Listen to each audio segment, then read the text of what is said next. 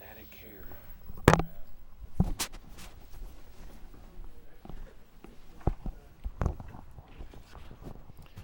We have double mics now, or what? Yeah, Dale, it's a Dale thing. So that I guess if one craps out, the other one will work. We used to have it that way at KVU. Yeah. We didn't hear what?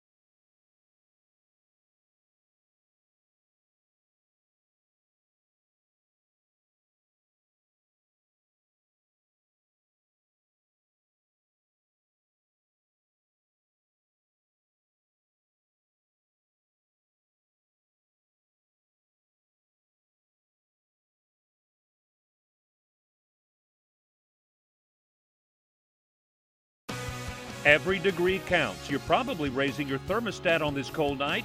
We calculated how much raising the temperature every degree will cost you. Plus, costly convicts, what you're paying to house low-level offenders. We dig into the cost per day and whether there's a better option for our tax money. And Oh my God. Oh my God. Oh my God. close call, what caused a roof to collapse and what happened to the people inside. But our top story tonight, the second night in a row of Central Texas cold snap. We are watching that mercury fall, and we'll let you know just how cold it's going to get tonight. Plus, the $1 solution to prevent frozen pipes and a plumbing bill in the thousands. And the surprise secret donation that's helping people who are without heat tonight for more than a week. We want to begin our team coverage of the cold snap with KITV Storm Tracker meteorologist Allison Miller. And Allison, slightly colder tonight than it was last night. Yeah, temperatures will remain below freezing again for the second night in a row. We don't have a freeze warning in effect, but again, expect those temperatures to drop below that 32-degree mark. It's going to be another chilly night. Checking temperatures right now. Check this out. We're at 37 in Willow City, up at Georgetown. 30 degrees right now, in the 30s in Austin, 33 up at Thorndale, over towards Giddings, 36 and 33 in Muldoon. It is very cold all around the region. In fact, we're even here in our Austin neighborhoods. Allendale, 39 right now. Over in Northwest Austin, you're sitting at 36. Cedar Park in the mid-30s as well. Round Rock in the 30s. Same thing with Pflugerville. Down to our east, 38 degrees, even in southeast Austin, 38. And at the airport, we've already dropped below freezing. As we head into overnight again, expect those temperatures to cool down through about 6 a.m. Then we'll warm up as we head into the afternoon, and next chance of rain coming up as well. Thank you, Allison. On a cold night like tonight, making sure your outside water faucets are protected can save you hundreds, even thousands of dollars in plumbing problems. KITV's Angel Covarrubias hit the streets today to find out the best and most inexpensive way to protect your house and your pocketbook. Angel, what'd you find out?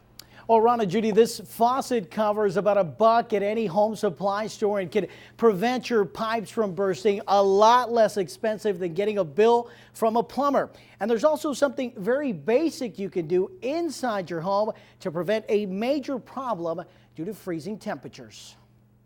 If you have 18 degrees, 20 degrees, 3 days in a row, which we had 2 years ago, I'm telling you, man, yeah. They can freeze. Oh, yeah. 19-year veteran and master plumber Brian Hoyle says frigid temperatures can quickly cause water to freeze and expand, bursting your water pipes. Take care of it ahead of time. You know what I mean? Because honestly, a split pipe, plumbers aren't cheap. Taking preventative measures, he says, are as easy as picking up one of these faucet covers. I'll tell you what, that right there with the cushions, when you basically connect it and tie it up, you got a little watertight seal. So what about simply wrapping a towel around your outside faucets? Towels are out, in my opinion. Okay. Because if they get wet, they're gonna freeze. Potentially freezing your pipes faster and causing you hundreds, even thousands of dollars in repairs. Let's go inside. All right. So what can you do inside your home? Is it good to leave them all running a little bit? You know what, I'll tell you what, it is. Show me how you would open this one up. I mean, I would you know what, just a trickle on the cold side really is what you need. The same applies for your bathroom faucet and tub. Hoyle says the most important fixture to leave running when temperatures dip down several days in a row is the one furthest from your water meter. It could save you busting a pipe. And folks, here's another suggestion from the experts. Kitchen and bathroom pipes are most of the time exposed underneath the cabinets. If you leave the cabinet doors open, the hot air can circulate in there, reducing the chance of those pipes freezing. We're live in North Austin. Angel Covarrubias, KITV News. And for the second night in a row, people who live at the Austin Commons apartments are without heat or gas. A gas leak has shut off heat and hot water since December 1st there. It's a story KITV's Karen Kiley broke and has been following for more than a week now. And tonight, Karen, there might be some relief inside for these folks. Well, Judy, from several accounts, the heat might be back on in all of these apartments by Friday at the latest. So that's great news moving forward, but not really helpful to residents for tonight's freezing temperatures. Bundled up, covered head to toe in blankets, is the only way the Jaimes family is staying warm. It has been really cold. 9-year-old Urban tells me the family wasn't able to pick up a space heater from the Austin Commons office until today. So they endured last night's frigid temperatures, huddled together in the bedroom, piled with blankets. We all sleep in the bedroom and we sleep with our clothes on. But the 3 Jaimes kids aren't the only ones enduring the cold temperatures living at the Austin Commons. Teachers at Burnett Middle School notice their students coming to class freezing cold, complaining of not having hot showers or a way for their families to cook a hot meal. One of the things that you learn by working in the school system is that the teachers really care about their kids. They get to know them. They get to understand if the kids are hungry, if the kids have a jacket, do they need a backpack, and they put their own personal resources a lot of times. The teachers collected $150 out of their own salaries to purchase blankets for their students living at the Commons without heat, to help kids like Urban I wish I had the heat back. Stay warm until the gas leak is fixed and the heat returned. The Family Resource Center at Burnett Middle School steps in and helps out in emergency situations like this one by providing some of those necessities to the students. They run on donations, and you can help out. We've got contact information for them on our website, KITV.com. Reporting live in North Austin, Karen Kiley, KITV News. Thank you, Karen. When it gets this cold, firefighters know how important it is to make sure everyone has working smoke alarms. Check those batteries. Today they went door to door in a neighborhood in southeast Austin where there was a house fire over the weekend. In that case, everyone got out safely because they had a working smoke alarm. A federal grant pays for smoke detectors for those who don't have them. One of the leading factors in people dying in their homes is the lack of a working smoke alarm. Firefighters also say this is a critical time of year to check your smoke alarm because people are using fireplaces, space heaters, and are lighting candles. Austin Energy has a rebate program that can save you a lot of money or even get you money back on your heating bill. Every degree counts this time of year. Your bill can go up 3 to 4% for every 1 degree you raise the thermostat. You can call Austin Energy to get your home ready for the winter. It's called the Weatherization Program. You may qualify for rebates too. For information on the program, look for this story at KITV.com. Those of you who signed up for KITV's weather text alerts were among the first to find out about the cold snap. To sign up for daily weather updates from KITV, text KITV Weather all one word, to 58447 or go to KITV.com and click on mobile. Now to a developing story we've been following all night. A deadly shooting at a mall in Portland, Oregon. Police say a gunman walked into the Clackamas Town Center and started shooting people. 3 people are dead, including the gunman. Hundreds of holiday shoppers were evacuated late this afternoon. There was like 11 shots fired about, and everybody just kind of stood in the mall or in the store and looked at each other like, was that really gunshots we just heard? We heard about 6 shots at first, and people scattered like crazy. Everyone left. We waited around for a second, and people at the stores were opening doors for us to get in. They were ushering everybody in there. I'm scared. I'm scared to come back to work. I'm afraid it's going to happen again, so I don't know. Police say the gunman took his own life. We will continue to follow the story and have updates for you on KITV.com and on KITV Morning News starting at 5 a.m. Tonight, a state investigator is looking into claims of corruption surrounding the state's $3 billion cancer fighting agency. Today, the Attorney General and Travis County's Public Integrity Unit opened 2 inquiries into the Cancer Prevention and Research Institute of Texas. KITV's Adam Rakusin is live in the newsroom. And Adam, you spoke with the Travis County DA about this afternoon. And the Travis County DA says that they've been told by a compliance officer that emails within the cancer agency are just gone. Tonight, they've told the agency not to destroy or make unavailable anything that could be involved. What's going on at the Cancer Prevention and Research Institute of Texas? In the past few months, several high-profile leaders have tendered their resignations, including the executive director. Now, 2 investigations have been opened looking into the handling of grant money. We're looking to see if documents were destroyed, emails, to see if there was any criminal wrongdoing. Travis County District Attorney Rosemary Lemberg tells me she asked staff in the Public Integrity Unit to open an investigation, citing numerous red flags that the process for the $11 million grant funded by taxpayers to Peloton Therapeutics was flawed. Of course it's important. There's billions of dollars at stake here, and the public has a right to have the agency accountable for the money and has the right to have the trust in that agency. In 2007, Texas voters overwhelmingly approved a constitutional amendment to create CPRIT, authorizing the state to issue $3 billion in bonds to fund research and programs. But shakeups at the agency and red flags are leading to investigations into whether taxpayer money is being put to proper use or criminal wrongdoing. I mean, what's more important than cancer research? An investigation doesn't mean that there has been any criminal wrongdoing. The DA tells me that they plan to fully investigate and make sure that taxpayer money is being spent correctly. Reporting live in the newsroom, Adam Rakusin, KITV News. Continue to follow that story. When Texas lawmakers convene at the state capitol next month, expect Governor Perry to push for an anti-abortion agenda. Speaking in Houston today, he promised the Republican-dominated Texas legislature would spend its entire 140-day session, quote, protecting life. Over the last decade, you have seen pro-life legislation passed, not because the people aren't for it. They've done it because the people are for it. And they have reflected their will to those elected officials. And Texas is one of the most pro-life states in the nation.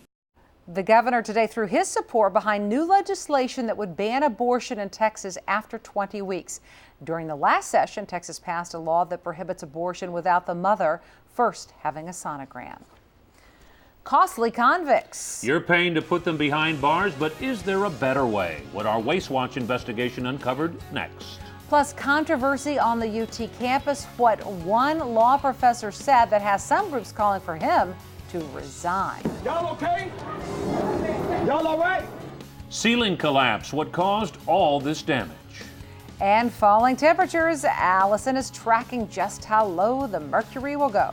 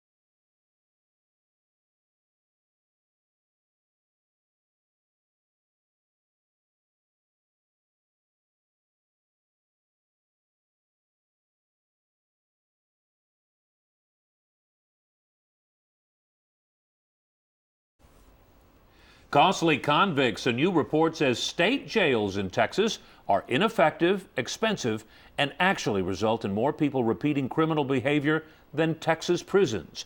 That report from the Texas Public Policy Foundation suggests taxpayers are getting a bad deal on their tax dollars and public safety. We wanted to know if there is an alternative, a less expensive way to deal with convicted criminals. KITV's Adam Rakusin dug into the report and has tonight's Waste Watch investigation. Behind the barbed wire at the Travis County State Jail are some of the lowest level criminal offenders in the state. But according to the Texas Public Policy Foundation, the amount it's costing you to house them is nearly the same as the worst of the worst. When we know we've got state jail felons choosing to go to a state jail, when we know that we're spending too much on these facilities and not getting a good return, we're really failing taxpayers. State jails were meant to be a cheaper alternative to prison for low-level offenders, criminals that Texas lawmakers believe could be rehabilitated. Over time, policy experts say they became a costly substitute, with released criminals more likely to reoffend than a convict who served time in a state prison. Only about 17% of all the state jail felons in Texas in any given year get drug treatment, but 65% of them have a drug problem. The Texas Department of Criminal Justice released a statement to KITV saying property and drug offenders have higher recidivism rates than more violent criminals. That accounts for much of the difference in recidivism rates between prison and state jail offenders. But Mole says criminals are choosing to go to state jails because it's easier than probation. According to the report in 2010, prison costs ranged from $44 to $49 a day, while state jail costs rose to $43 a day, a nearly 40% increase over the past decade. We can get a better deal for our tax dollars by using community supervision, which costs far less than a day in a state jail. Texas State Senator John Whitmer, who was part of the state jail legislation back in 1993, says the system can work better to save money, and he will look at the problems. It's good to draw attention. I'm going to revisit state jails. Whitmer says the goal needs to be not to lock them up and throw away the key, but to find better ways to help. Give them more treatment, give them a supervision when they leave, and make it better. Both agree by targeting drug and alcohol problems, it will help decrease the amount of people behind bars and save taxpayer money. Adam Rakusin, KITV News. The Texas Public Policy Foundation suggests community supervision and targeted rehabilitation is a good way to solve this problem. Senator Whitmire cautions you have to be aware of how changes impact the rest of the corrections system. Travis County approved using about $2 million of your tax dollars today to buy a new helicopter. We asked some tough questions to find out why that was necessary. Why the push for another helicopter? This is the fourth one. One of the things that was experienced during the wildfires was the lack of appropriate equipment. It seems that when Texas is in drought, all of Texas is in drought.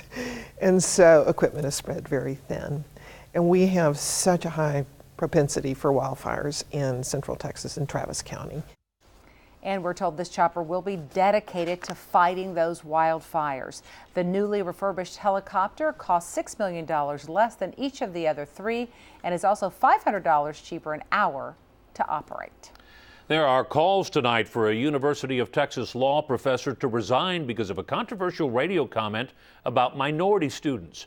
Professor Lino Graglia was talking to BBC Radio about Black and Hispanic students' low test scores when he said he could, quote, hardly imagine a less beneficial experience than to be raised by a single parent, usually female, uneducated, and without a lot of money. In response, the League of United Latin American Citizens is demanding he resign. Now, this isn't the first time Graglia has been accused of racism. In 1997, he told a conservative student group on campus that Black and Mexican American cultures set up children for failure. Well, another freezing night. Oh, here's KITV Storm Tracker meteorologist Allison Miller in for Troy, and I know we'll be back to normal December weather pretty soon. Pretty soon, but not quite yet. We have a few more nights where temperatures will stay close to or below freezing and another night of beautiful sunsets. Take a look at this picture. This was sent in by Adrian Gutierrez. Just a gorgeous shot of our Texas sunset down in Lockhart. We love getting your pictures. That's something that I could never shoot, so we love getting them here. Send them to us at KITV.com. There's a link. You can just upload it right there. Temperatures falling. It is chilly outside, 40 still in Burnet, but check out Georgetown, 30 degrees right now. In the 30s in Austin, down towards San Marcos now, 36 degrees over towards Marble Falls, 38 and 36 in Llano. So another round of below freezing temperatures, not quite as cold though as we head into tomorrow afternoon, and then warmer weather as we head into the end of the week. So calm winds and clear skies are going to help those temperatures to drop rapidly. As we head into the end of the week, though, we'll get this ridge of high pressure to shift a little more to the east. That'll allow that Gulf moisture to return. That will, in turn, get that warming trend to come back into play. And then we do have another couple cold fronts moving through. One will kick in on Friday, and that will give us our best chance of rain coming up this week, although at this point still looks a little on the quieter side. In fact, we're only looking at about 1/10 of an inch down towards San Antonio and Dallas, and in the Austin area, maybe 1/4 of an inch at best, with the heavier amounts out towards Houston, 1/2 inch or more. Again, that'll be on Friday. Until then, we'll stay dry. In fact, temperatures falling. Again, by 11, we'll be in the mid-30s across the area, pushing that freeze mark by midnight tonight, and then really through 2 a.m. until 8 a.m. That's when temperatures will stay below freezing in many locations, 31 by 2 a.m. As you're waking up around 7, that'll be the coldest time of the day. 30 in Austin, but several 20s out towards Bastrop, 29 for Marble Falls. I think we'll hit closer to the teens out towards Mason, and mid-20s over in Fredericksburg, despite what this model is showing us. Then we'll warm up rapidly with that dry air, mid-40s by 9 a.m. and by lunchtime back to the 50s, topping out in the 60s by the afternoon. So again, tomorrow morning, very cold, below freezing as you're getting ready to go to work, 30 degrees. By the afternoon, though, nice, cool and dry, with temperatures rebounding to near 60 by the afternoon. A few 50s, though. Lakeway, you'll be at 57, BK 58 for your daytime high tomorrow, but 60 in Kyle, 61 in San Marcos. Georgetown, you'll stay in the 50s, as well as Round Rock, Pflugerville hitting 60. Cedar Park and Leander, though, staying in the 50s on your Wednesday. Here's that 7-day forecast again. One more night. It'll be a little chilly Wednesday night into Thursday as well, with temperatures in the mid-30s. Then we'll start to see that Texas warming trend come right back into play. A chance of rain on Friday, but we're right back to the 70s Friday, Saturday, and not really cooling down too much as we head into next week. And looking at long-range models, it looks like we'll be above normal even through Christmas. But still a couple more cold days ahead. I hope so. Yeah. Right, thanks, Maybe we'll Allison. get some rain too. Well, some scary moments following a storm as a ceiling collapses right during a television interview. Let's all take a look. Oh my God. Oh my God. Oh my God. Y'all okay? Y'all okay? Y'all all right? Everyone was okay. Clint Thornton was talking about how lucky he and his family were to be alive after a series of storms damaged homes and downed trees. Then his ceiling fell through. They're all okay. Thank goodness. Well, relief is coming for Highway 290, but first there are some closures to tell you about as crews work on the Manor Expressway. KITV traffic reporter Erica Harpold has tonight's Time Saver traffic update. Some closures to tell you about for the ongoing Manor Expressway construction. All eastbound lanes of Highway 290 will be closed from I-35 to 183 from 8 to 6 tomorrow night, as well as the north and southbound connectors from I-35 to 290. Traffic will be rerouted to the access road. I'll see you back here tomorrow at 5 for your Time Saver traffic every 10 minutes. Turning pets into diamonds? Next, the unusual way to keep your best friend with you forever, even after they die.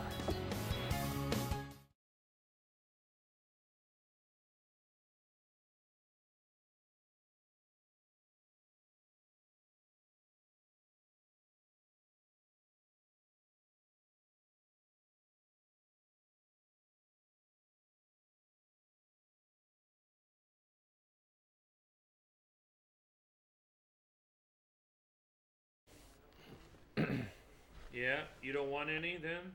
Something. You think so? All right. He's saying no continuing VO after the ball. What comes after that? Us sports. We can kill sports.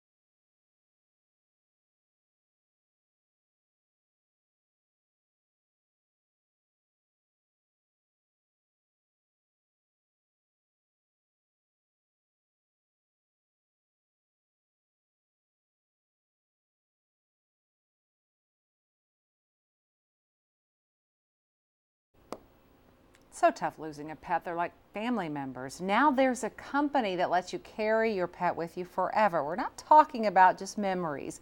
Life Gem will turn your pet's cremated remains into jewelry. The company claims it is molecularly identical to natural diamonds. Prices start at $1,400. A young couple fell in love and wanted to get married. And one of them was told they have a rare form of cancer. Ryan Miller is in serious condition at MD Anderson Cancer Center in Houston. He has a massive tumor in his lung. Facing the possibility his treatment might not work, Ryan and his fiancée, Lindsay, decided to get married in his hospital room. Very sweet. Bob's here now with sports, and Texas football team may have some big, very big changes looming. Very big possible changes looming. Manny Diaz's name being thrown around for a job, and now a new name today. Brian Harsin's name rumored for a new job. Got the latest next in sports.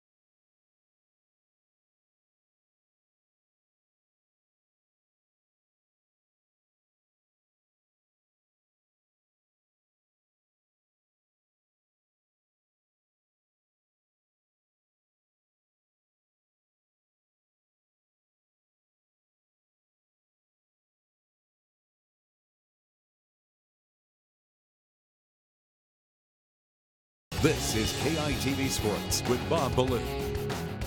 Kenny Vaccaro is a first-team All-American. Pro Football Weekly tabbed the Longhorn senior to its list after he hit the century mark in tackles, nabbed 2 picks, and forced 2 fumbles.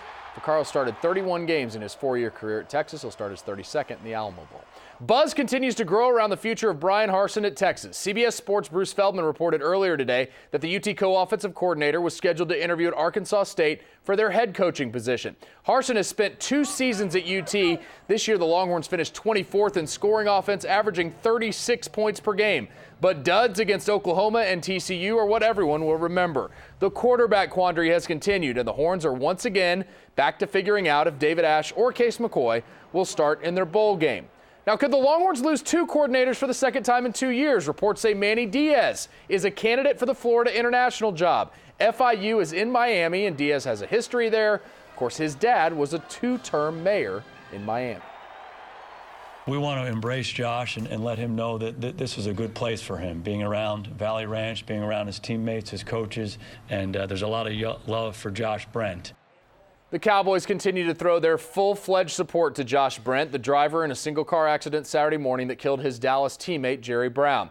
Police have charged Brent, the Cowboys defensive lineman, with intoxication manslaughter. But if you ever needed to hear a lesson in forgiveness, hear this one. Stacy Jackson is Jerry Brown's mother. She asked Brent not only to meet her at the airport today, but also to sit with the family at the memorial service. Brown and Brent were teammates, roommates, and best friends at Illinois and were reunited in Dallas. Jackson says she understands Brent's pain. I know Josh Brent, and he's been part of our family since Jerry went to the University of Illinois. That's all I can do is pray for him and his family, because I know he's hurting just as well as we are, because him and Jerry was like brothers. Just amazing forgiveness. Former Longhorns outfielder Drew Stubbs now has a new home not far from his old home. Cincinnati trades Stubbs 250 miles to Cleveland. Stubbs hit just .213 with 14 homers and 40 RBIs last season. Brady Sanders drops in 15. Imani McGee-Stafford a double-double, and the 18th-ranked Texas women knock off Louisiana Monroe tonight by a final of 77-49. The UT men host Texas State on Saturday. We're back after this.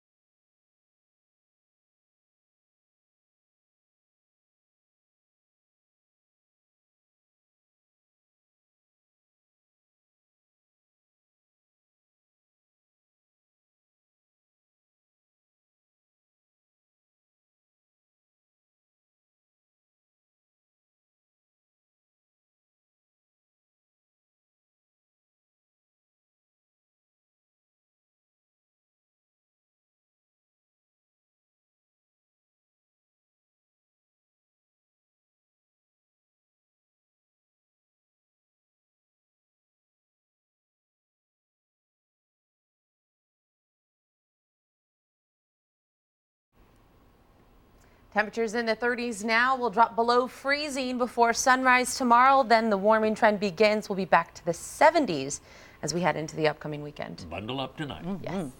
Next on The Late Show with David Letterman, actress Amanda Seyfried. Thanks for watching. Good night.